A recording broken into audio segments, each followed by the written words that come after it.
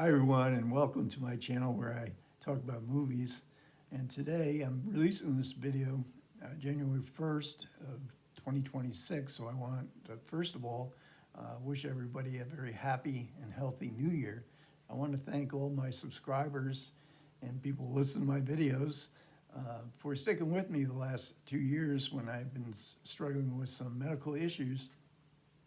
And I also want to celebrate the fact that this is my 500th video. Now, for the last 2 years, I've probably only released about 10 movies and 10 videos in 2 years, and I've done about 10 or 11 videos in the last 3 weeks because I saw I was getting close to 500. I thought it'd be fun to see setting a challenge that maybe I could get to 500 on January 1st. So this is my 500th video, but it's also an anniversary, 5-year anniversary of my channel on YouTube. I started in January 2021 on a whim.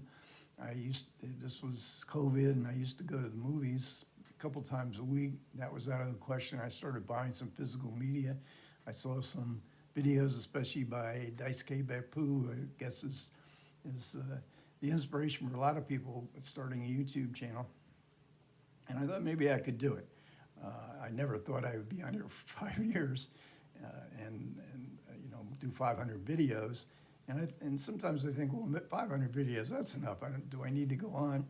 I am a septuagenarian, and I don't think there's any. There is one other. Sorry, Mike. There's one other septuagenarian on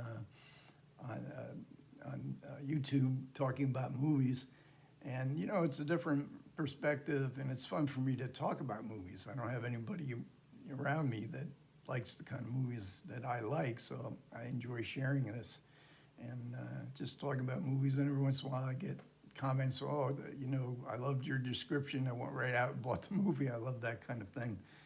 And so I'm not going to do 10 videos in 3 weeks. I'll probably do, my goal is to do maybe one a week and maybe sometimes two. I am feeling better. My medical issues that I've been struggling with the last 2 years. I'm on a new medication that was just recently approved by the FDA, and so far the results are very encouraging. It's only a couple months, so I don't want to get ahead of myself, but it is good to make some kind of goal for the future.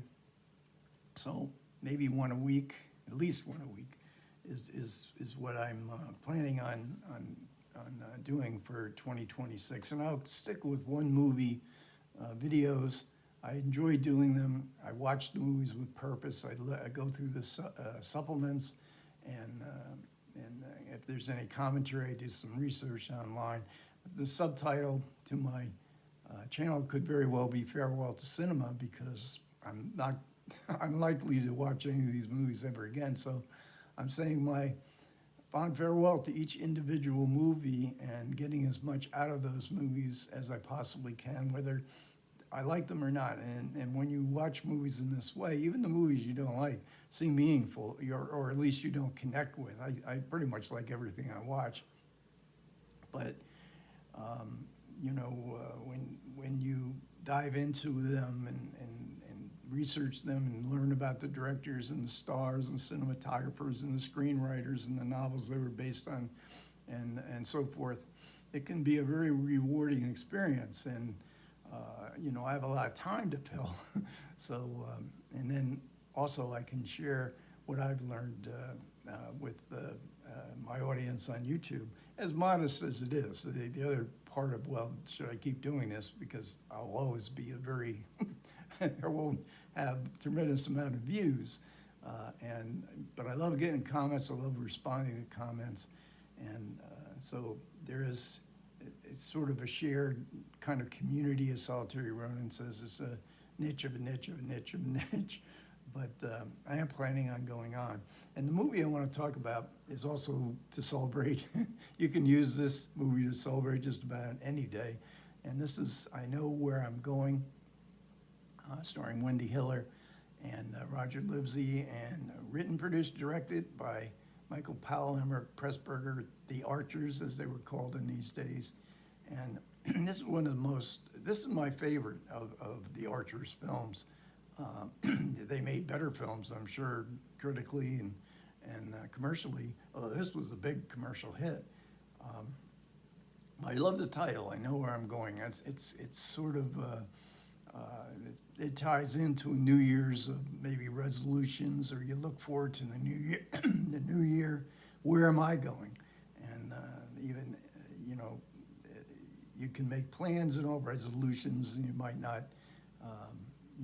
They might not come to fruition, and which is closely tied into this title because it ends up being a fairly ironic title.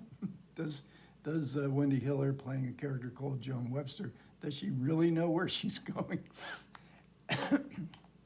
And so she's Joan Webster. We see her in a really amusing montage under the titles. We see her a baby, young girl, teenager, and then working in what appears to be some sort of factory or industrial building. We don't learn what exactly she does, what her job is, but we quickly learn that she is marrying the CEO of this company, who is one of the richest men in Britain. And so then we go to the first opening scene. It's a beautifully filmed scene in a restaurant. I thought we were in London, but I learned later this is actually in Manchester. And Joan meets her father, and she tells him this incredible story that he finds hard to believe, that she's actually marrying, and they make marrying this rich man of this company, and they make jokes about she's marrying the company. Is she marrying the company, or is she marrying the man? And of course, the man is the same age as Joan. So the wedding is going to be held in one of the Hebrides, and she's leaving right away. Father doesn't go to the wedding. That kind of surprised me. And they have a strict itinerary all laid out for her. The CEO, I believe his name is, well, Robert, let's call him. His minions are there at various points to make sure she's making the right connections. And then she takes a ferry. She ends up on the Isle of Mull. She's right across from the Isle of Killoran, where Robert is staying. He's leased the whole island, and where the wedding will be held. Unfortunately, there's a fog, so she can't get across. Robert is supposed to be sending a launch out to her to pick her up, and then she prays for the fog to leave, but instead she's greeted with about 6 days of a heavy gale. And I watched this movie. It was a couple days ago. There was a real heavy gale blowing right outside my window. This is a good film to watch in that kind of stormy weather. But there's another person here who is waiting to get to the Isle of Killoran, and Torquil McNeil, and he turns out to be the laird of that island, and he's on leave. He's in the Royal Navy. He's on leave for 7-8 days, and he wants to spend few of those days back in his homeland. He is financially not that well off, so in order to maintain his possession of the island, he has to lease the island out to people, so that if he leases the island for 3 years, he gets to stay there for 3 years. So they meet. They're stranded in one of the houses close to where the boat will come to pick both of them up to bring them back to Killoran, which is not able to happen. So they stay in Katrina's house, and she's been living there by herself because her husband's in the war, her kids are at boarding school, but she's living off the land. Everybody is suffering through the effects of the war, so they stay there for a night. There's immediate chemistry, and I would have to say the chemistry here is just incredible between these two actors. One of the greatest love stories of all time in the movies. One of the great depictions of a man and a woman falling in love. You can see it right from the opening scene, so it's really delightful to see how that develops, and how Joan pushes against it. She wants her riches. She doesn't want, a man that she might actually love, but That's not where she wanted to go. So nature has been an impediment here. And then in the days they spend, they go and stay in a hotel for a few days, and they're sort of thrown together in various points, especially this dance, this beautiful passage where the Islanders get together to celebrate a 60th anniversary, wedding anniversary, with lots of dancing, lots of singing. And Joan falls in love not just with Torkel, but she falls in love with the whole ambiance of the environment in which people, they would like to have money, but they don't have it. But nevertheless, they have a kind of happiness, a genuine happiness that maybe Joan had never considered possible in life. So in the kindness, Emmett Pressburger in an interview would say that he believes kindness is the greatest force in the world. I wish it were. In the country I'm living in, kindness seems to become more a vice than a virtue. But so we have this anti-materialism. We have this trial. Joan must go through a trial. She's has her arrogant ways, just like her fiance. She thinks money buys everything, transactional. So there's this great sequence of a storm at sea, and it's just beautiful the way that Powell, his editors, and cinematographer, how they tied all this together, and talking about how they use some back projection quite a bit in the film. Roger Livesey as well was in a lot of back projection shots because he was never in Scotland. He was on the West End. He could not get out of his play to film the scenes in Scotland, so they used a double, and it's beautifully. I couldn't believe it when I first heard that in the supplements, because even when I watch it, I forget, that Livesey is not there, and it's quite a coup getting these two actors. Wendy Hiller had been in two George Bernard Shaw movie adaptations in Pygmalion and Major Barbara, and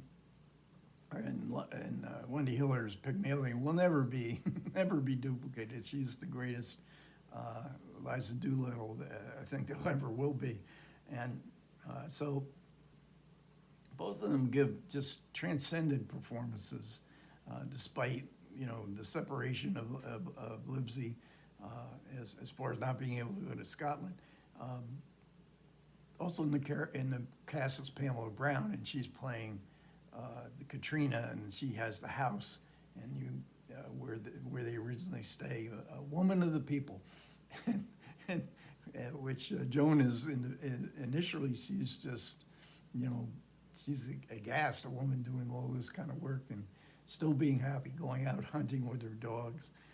It's a beautiful environment, and Michael Powell fell in love with Pamela Brown in the making of this film, which might have added to some of the intensity of the love scenes. And I believe she was his companion for 2 or 3 decades. Look closely too. And one of the scenes where they go to visit one of the castles,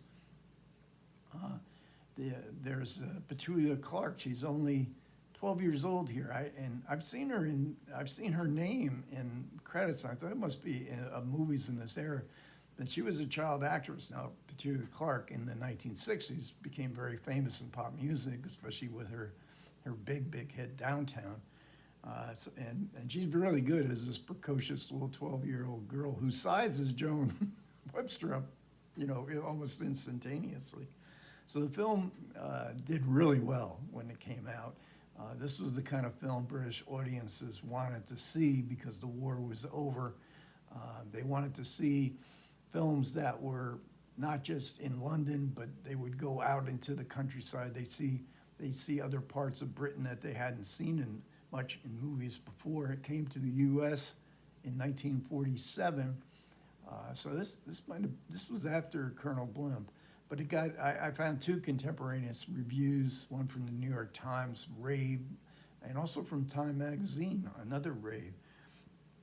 So it was a very it was a very successful film for everybody involved. This is, the 4K looks absolutely gorgeous. I've seen this film so many times. It's been streaming on the Criterion channel since Criterion started doing streaming, in Hulu, or I think there might have been one platform that they used even before Hulu. So every once in a while, when I need to pick me up, I watch I Know Where I'm Going. There's nothing new on the supplements. Supplements are really good. You get home movies from Michael Powell, and you get a documentary about almost an hour showing some of the sites that a New Yorker editor who was obsessed with the movie and went to see all the locations.